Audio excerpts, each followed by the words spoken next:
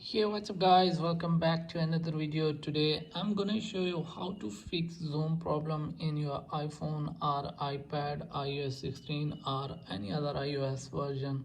So let's get started without wasting any time. As you can see, my phone has been zoomed in and it's not going back to the normal condition. So I have turned it off and turned on back, still not fix my problem.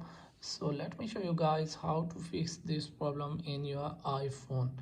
So first of all, select three fingers and double tap on the screen. As you can see, it has been changed into the normal condition. So now open setting and scroll it down.